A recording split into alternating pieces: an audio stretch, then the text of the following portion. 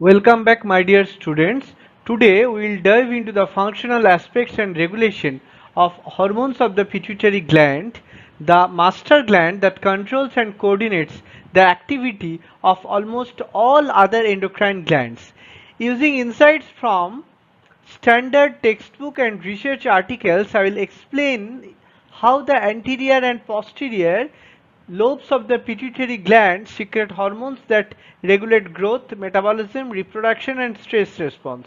By the end of this class, you will realize why the pituitary gland is correctly called as the conductor of the endocrine orchestra. Pituitary gland, cell types, hormones and their functions, general structural features, size and weight. Pituitary gland is a pea-sized endocrine gland, roughly 0.5 gram in males and 1.5 gram in multiparous females. Multiparous female means woman who has given the birth of two or more times. Location: it is located at the base of the brain in a depression of the sphenoid bone within the brain, and the depression, there is a chamber named as the sella turcica. It is linked with the hypothalamus by infundibulum and vascular network. Tissue composition: pituitary gland can be divided into anterior lobe or adenohypophysis, which is the glandular epithelial tissue, and posterior lobe or neurohypophysis, which is the neural secretory tissue.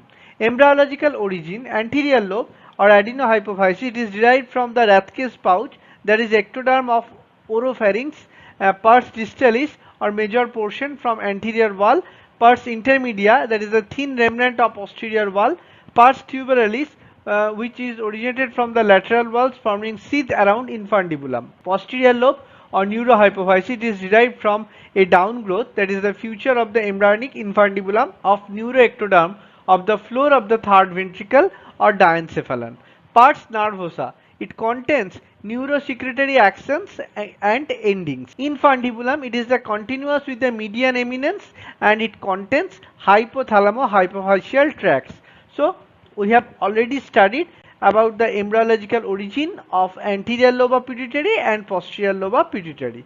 Now we will see the blood supply. Superior hypophyseal artery supply blood at the region of pars tuberalis, median eminence and infundibulum.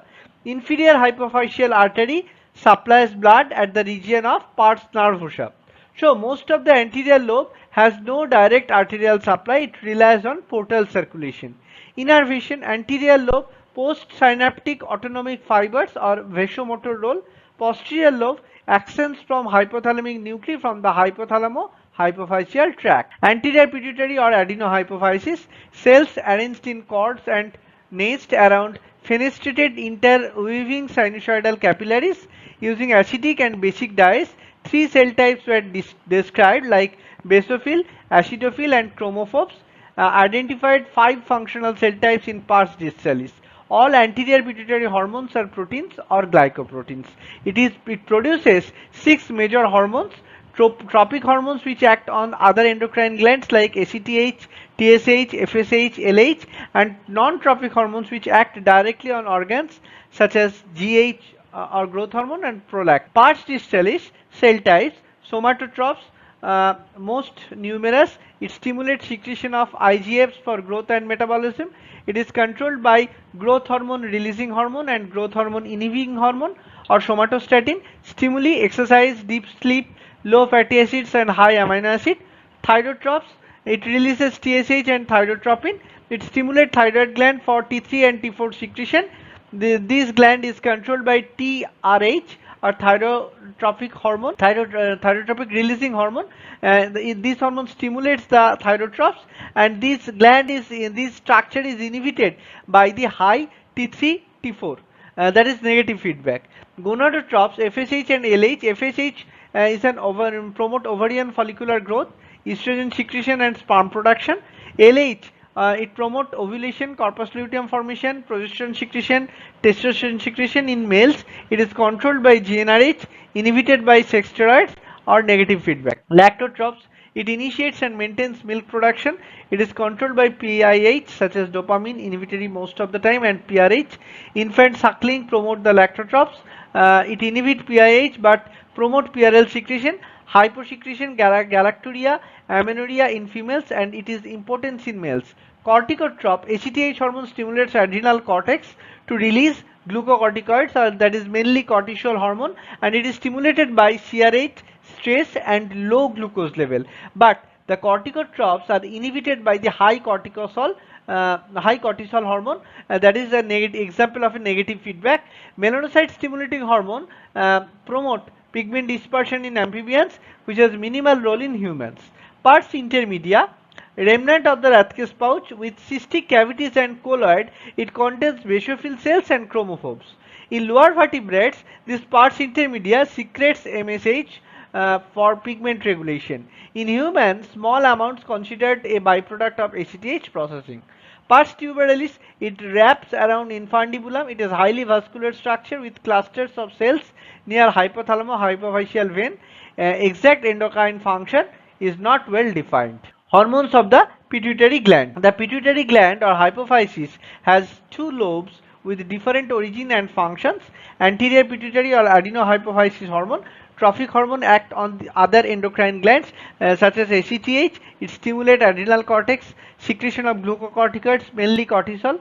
TSH or thyroid stimulating hormone or thyrotropin, it stimulates thyroid gland and responsible for the secretion of T3 and T4, that is steroid hormones. FSH, follicle stimulating hormone, it stimulates growth of ovarian follicles and estrogen secretion, and in males it stimulates spermatogenesis in testes. LH or luteinizing hormone, in case of females it triggers ovulation, corpus luteum formation, secretion of progesterone and estrogen. In males it stimulates Leydig cells in testes and testosterone secretion.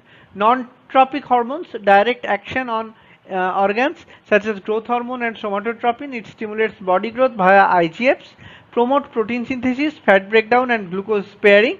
Prolactin, it initiates and maintains milk production in mammary gland with other endocrine secretions. Minor intermediate lobe hormone, MSH or melanocyte stimulating hormone, it has roles in human which is unclear. In lower vertebrates it increases skin pigmentation by dispersing melanin granules. Posterior pituitary or neurohypophysis hormones, which are produced by hypothalamus, it is stored and released from the posterior pituitary. That is oxytocin. In case of females, it stimulates uterine contraction during childbirth and milk ejection during lactation. But in case of males, it facilitates the movement of sperm and may influence bonding behavior. ADH or antidiuretic hormone or vasopressin, it increases water reabsorption in kidneys. It reduces urine volume. It causes vasoconstriction. It raises blood pressure. Regulation of pituitary hormones such as anterior pituitary, it is controlled mainly by hypothalamic releasing and inhibiting hormone through hypothalamo-hypophyseal portal system. Feedback mechanisms such as mostly negative feedback by target gland hormones. Posterior pituitary or neurohypophysis, when hormones synthesized in hypothalamus and released from posterior lobe. Regulation is mainly by neuroendocrine reflexes. So this is the table showing the different hormones, pituitary hormones, their hypothalamic control, their regulation by feedback and other factors. So my dear students, today we explored the functional aspects and regulation of the hormones from the pituitary gland, the true master gland of our endocrine system.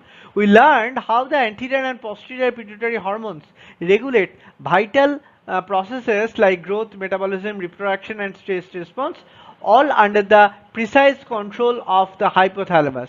If you found this class helpful, don't forget to like, share and subscribe to stay connected for more such interesting lessons in biology. See you in the next class, and as always, keep learning and stay curious. Thank you.